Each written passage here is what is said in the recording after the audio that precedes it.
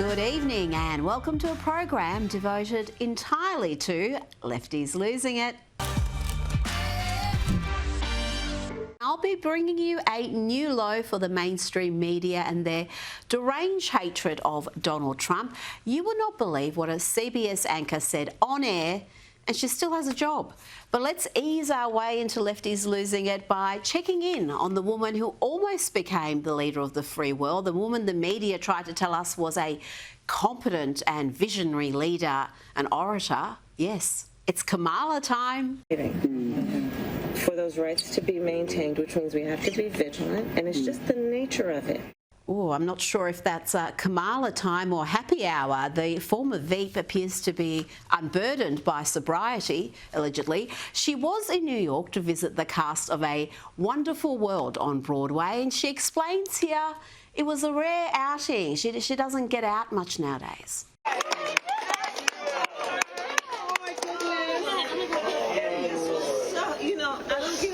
These days.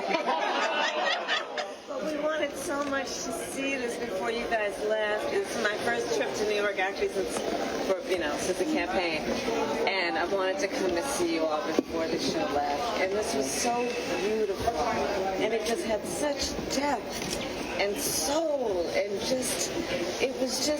all the nuances. Such depth and soul. But you know, it wouldn't be a Kamala word salad without some inspiring words of wisdom. It's just the nature of it. It's this beautiful play. And it doesn't mean we don't see the beauty in everything, right? These things all coexist. But I believe we fight for something, not against something. Yes, clear eyes, full hearts, can't lose. Well, not quite sure about the clear eyes part there. But let's move on to one of the most disgraceful performances from a news anchor that you'll ever see. Face the Nation host Margaret Brennan, fresh from being humiliated by JD Vance, was interviewing Secretary of State Mark Rubio, and she actually claimed that the Holocaust was caused by free speech. This is not only offensively stupid and historically ignorant, but it shows just how demented the leftist media have become. He was standing in a country where free speech was weaponized to conduct a genocide. And he met with the head of a political party that has far-right views and some historic ties to extreme groups. The context of that was changing the tone of it. And you know that the censorship was specifically about the right. No, I have to disagree with you. Free speech was not used to conduct a genocide. The genocide was conducted by an authoritarian Nazi regime that happened to also be genocidal because they hated Jews and they hated minorities and they hated those that they had a list of people they hated, but primarily the Jews. There was no free speech in Nazi Germany. There was none. There was also no opposition in Nazi Germany. They were a sole and only party that governed that country. So that's not an accurate reflection of history. Free speech was weaponized to conduct a genocide. That's what she said, word for word. Margaret Rubio corrected her, gave her historical facts to counter her, frankly, insane propaganda, but he was far too polite. When someone says something that spectacularly stupid, they need to be put in their place. And I mentioned JD Vance humiliating Margaret Brennan just a few weeks ago. Let's take a little look at my two favourite moments from that interview. Here, JD Vance wipes that smug look off her face. Well, this is a country founded by immigrants. Well, this is a country founded by... This is a very unique country, and it was founded by some immigrants and some settlers. But just because we were founded by immigrants doesn't mean that 240 years later that we have to have the dumbest immigration policy in the world. And here, JD Vance gives birth to a new meme. I don't really care, Margaret. We absolutely cannot unleash thousands of unvetted people into our country. These people are vetted. Good. These people are vetted. Just like the guy who planned a terrorist attack in Oklahoma a few months ago, he was allegedly properly vetted, and many people in the media and the Democratic Party said that he was properly vetted. Clearly he wasn't. I don't want my children to share a neighborhood with people who are not properly vetted, and because I don't want it for my kids, I'm not going to force any other American citizens' kids to do that either. No, and that was a very particular case. It wasn't clear if he was radicalized when he got here or while he was living here. I don't really care, Margaret. I don't want that person in my country, and I think most Americans agree with me. I think that that interview broke Margaret Brennan's tenuous grip on reality, because she's now claiming that free speech in Nazi Germany caused the Holocaust. Now, moving along, I do love it when TDS sufferers like Bill Maher have to admit that President Trump is not only highly effective, but is now cool. This must have hurt. Here's how bad the Democrats up. Trump is cool now. He's not just the most powerful guy in the world and just made himself like the richest. He's actually kind of at 78. Yes. I mean, rappers like him. The athletes are doing, I was making fun of him, two guys at one time. And now he owns it, and they're doing it. I mean, the village people are gay for Trump now. The village people are gay for Trump now. The cultural shift in the US is real, and it's big. And it's touched another former TDS sufferer, Stephen A. Smith. What voter out there can look at the Democratic Party at this moment in time and say, there's a voice for us, somebody that speaks for us, that goes up on Capitol Hill and fights the fights that we want them fighting on our behalf? They didn't do that. And that's why their behinds are home, and that man is back into the White House. And they want to sit up there and talk. You look at the networks right now, they're talking about, look at it, this is the latest, look at him, here he goes again. Well, you know what here he goes again means? He's doing what he said he was going to do. He promised you he was going to do these things, and he walked into office week one, and that's exactly what he's doing. And he's saying, y'all do something about it. And when you try to do something about it, he's going to say, look at them now. Now they're concerned about these issues. Were they talking about that during the campaign? Hell no. And trigger warning for the lefties, the polls are showing the American people back Donald Trump's key policies despite the 24/7 media hysteria and lies. Here is ABC News actually reporting facts. It leaves the Democrats' Hakeem Jeffries lost for words. Donald Trump's favorability rating is actually higher than it ever was the first time around. Let me ask you, a recent poll by Marquette looked at several of the things that he has done or says that he is going to do, and 63% favor federal government's recognition of only two sexes, 60% favor deporting immigrants who entered the United States illegally, 60% favor expanding oil and gas production, 59% favor declaring an emergency at the southern border. Is there anything you are seeing that Trump is doing that you are in favor of, that you think is the right thing? Let me say, as it relates to all of those issues, we're just at the beginning. Now, I can't believe this is happening in the great state of Texas. Here is a church service in Dallas being led by a drag king. Yes, a woman dressed as a dude. In my day, we'd just call that a tomboy or a butch gal, but no, it's an entire identity now. And she's preaching at a Christian service. But performing gender as a daily task, I would argue, is a learned cultural trait to which we have all been exposed. As understandings of drag have changed throughout history, perhaps drag today could be defined as that which threatens the already fragile and arbitrarily constructed framework for gender performance that is necessary to maintain power dynamics. Say what now? I regret to inform you that Hollywood celebrities, even ones who were once widely admired, have decided to trash their own brand in an effort to get Trump. Just watch this pathetic performance from Tom Hanks. Oh, well, thank you. Hey, now speaking of church, can I say something?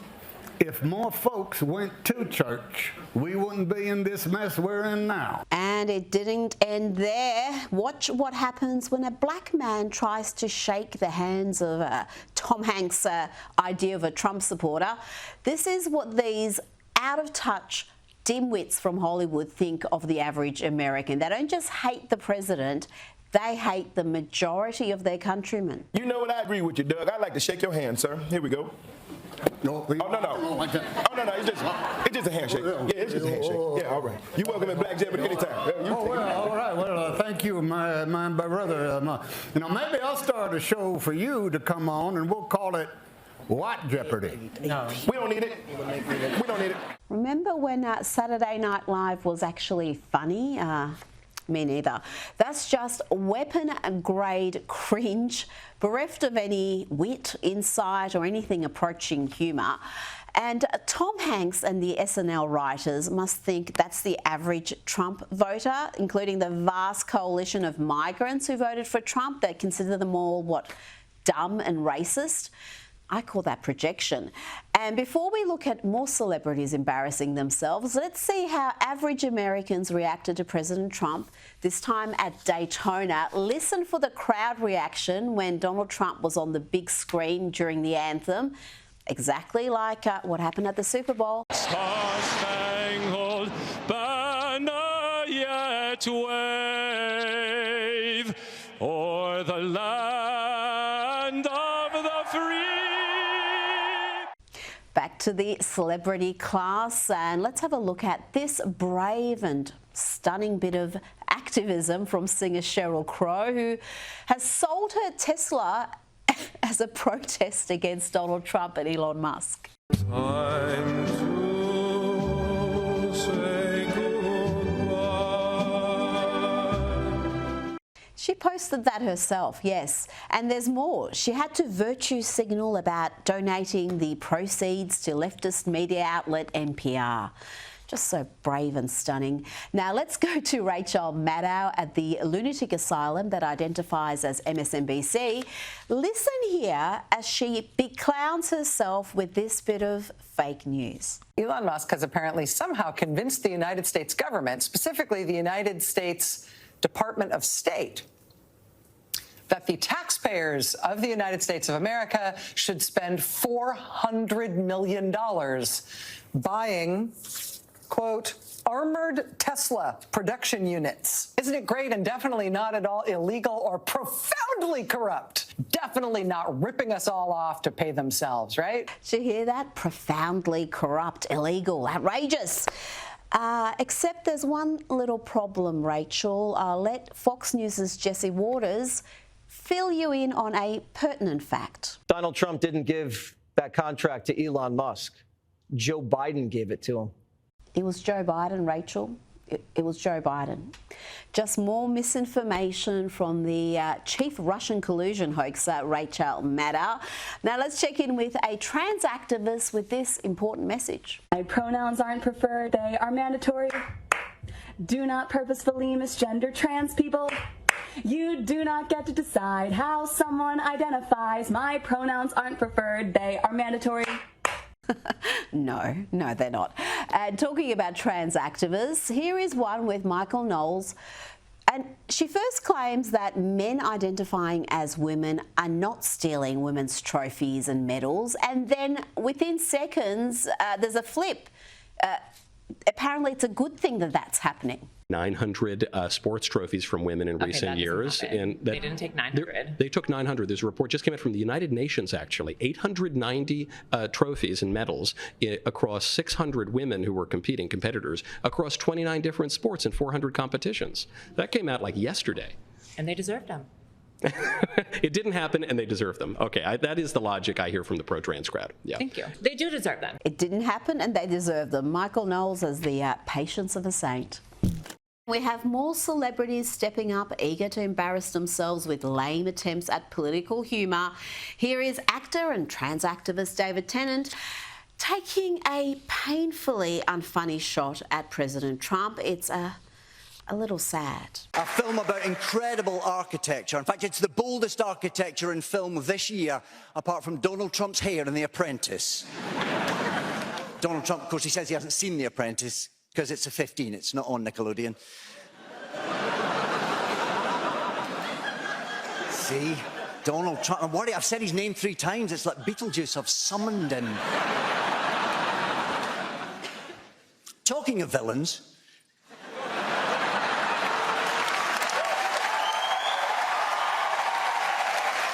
Yes, about as funny as an ingrown toenail. And did you see at the end there who was clapping away at that embarrassingly bad joke? It's Mark Hamill, Trump deranged Mark Hamill, who actually gave us the biggest laugh of the night when his pants fell down on stage. This wasn't a skit. This was Hamill looking like some deranged hobo, desperately scrambling to keep his pants on. So what makes us love cinema so much that we're all gathered here to celebrate tonight?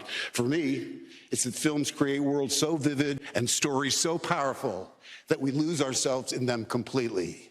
They create immersive cinematic landscapes that feel alive, whether they're set here in London. Now, that was funny, and it just proves that TDS is dangerous for your health. It makes you look like a fool even when you're not talking about politics. And Hamill is among the most afflicted with TDS in Hollywood. Remember these comments at the Democratic's National Convention?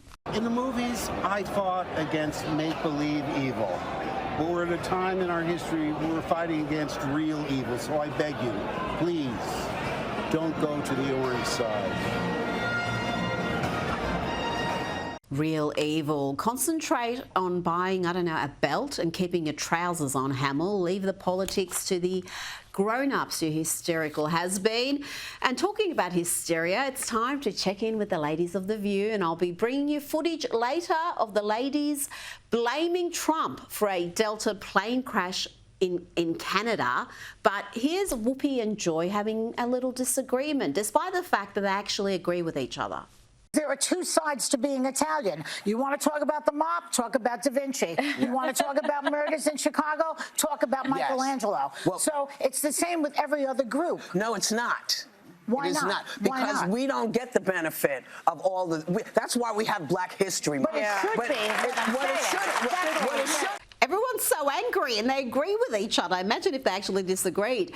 And here, after Joy Behar makes some bizarre comments about eggs and planes, we see Whoopi go on some mad tangent. And I don't think even she knows precisely what she's trying to convey here. See if you can work it out. By the way, egg prices are supposed to come down, not airplanes. Well, let me say someplace that could really use a lot of cutting.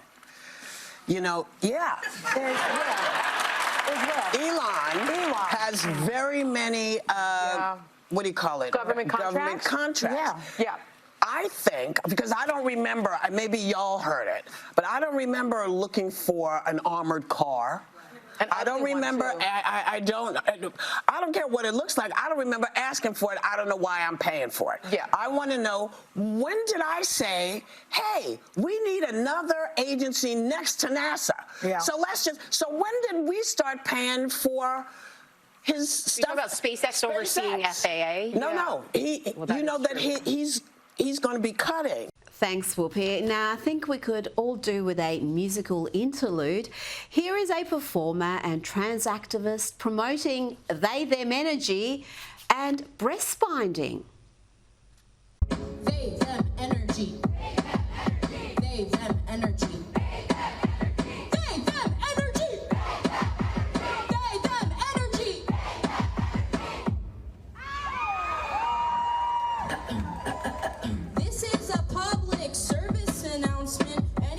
Dressed in androgynous outfits. This is a sweet and friendly reminder that you are safe here. Show off your binder.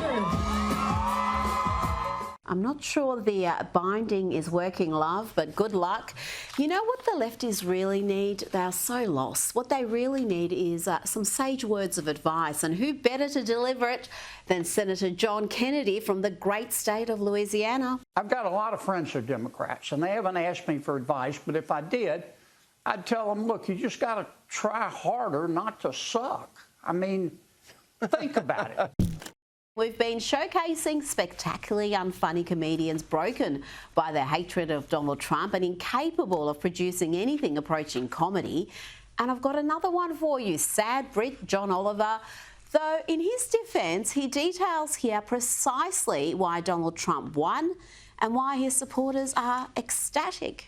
In just the past 4 weeks, he's pardoned or commuted the sentences of January 6th rioters, withdrew the US from both the Paris Accords and the WHO, announced plans to take over Gaza, issued an executive order trying to undo birthright citizenship, blamed the fatal DC plane crash on DEI, renamed the Gulf of Mexico the Gulf of America, responded to fires in LA County by releasing billions of gallons of water to California's Central Valley 150 miles away, replaced a 4-star general with the host of Fox and Friends as Secretary of Defense, and announced 25% tariffs on Canada and Mexico. You know what? Donald Trump should use that in his next ad campaign. Promises made, promises kept. Thanks for the update, John Oliver.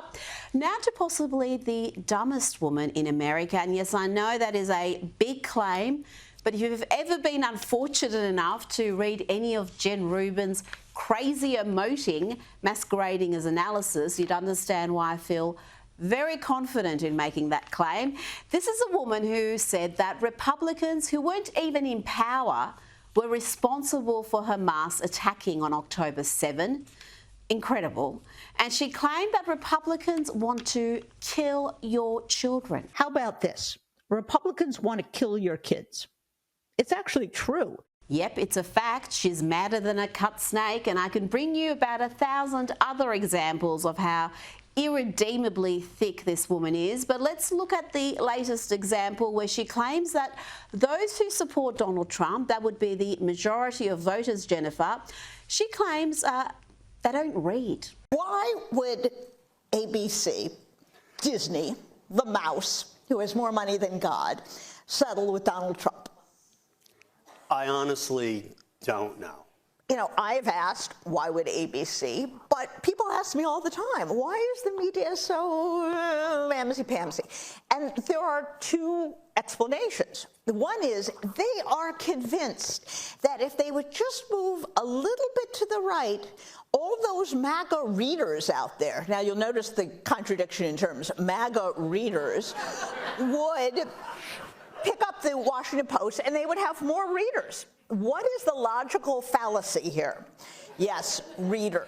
The audacity of that dimwit is astonishing. And sticking to those with a room temperature IQ, let's check in with this hysterical clown, a trans woman, we are told, well, so a man, who believes concentration camps are just around the corner. With concentration camps looming in the United States, here's what queer people are doing.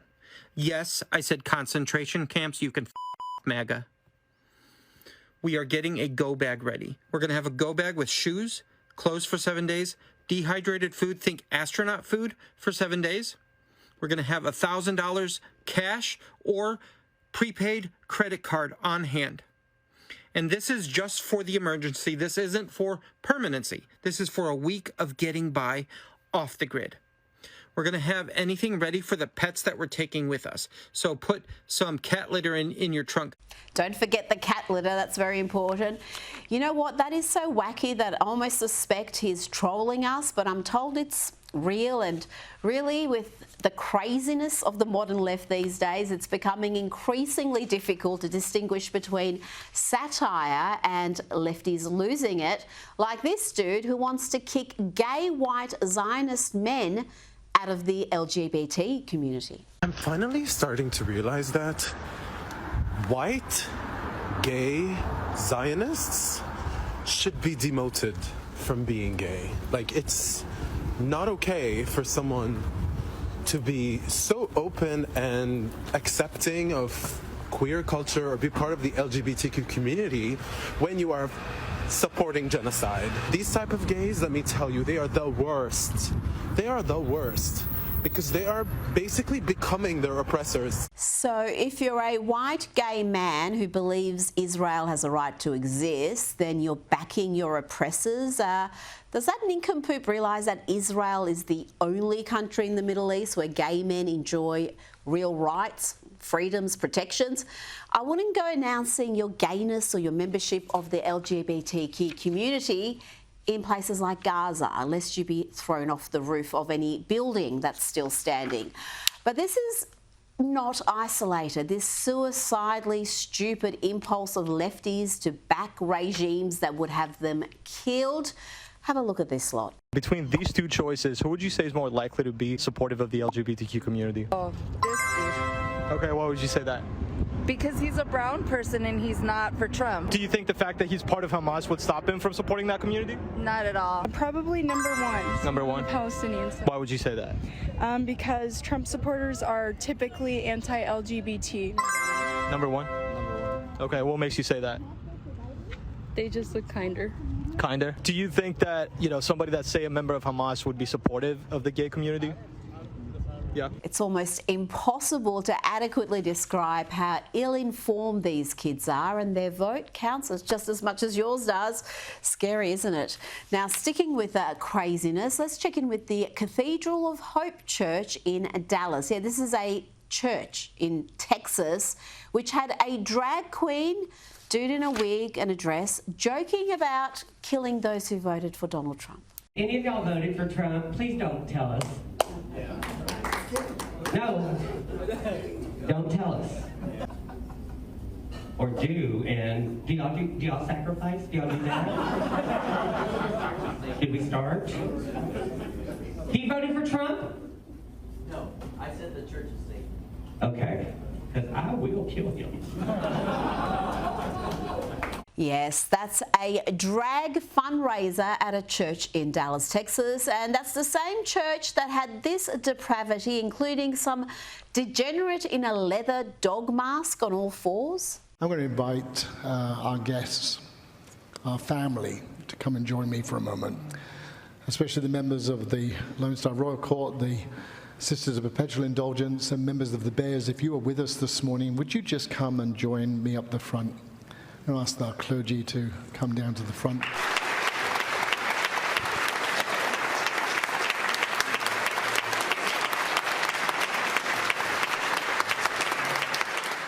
And thanks to Sarah Gonzalez for bringing us those clips. Now we need some light relief, and here is an actually funny comedian. This is Jerry Seinfeld, and watch how he gracefully dismisses some loser who asks for a selfie pretending to be a fan before getting political about Palestine.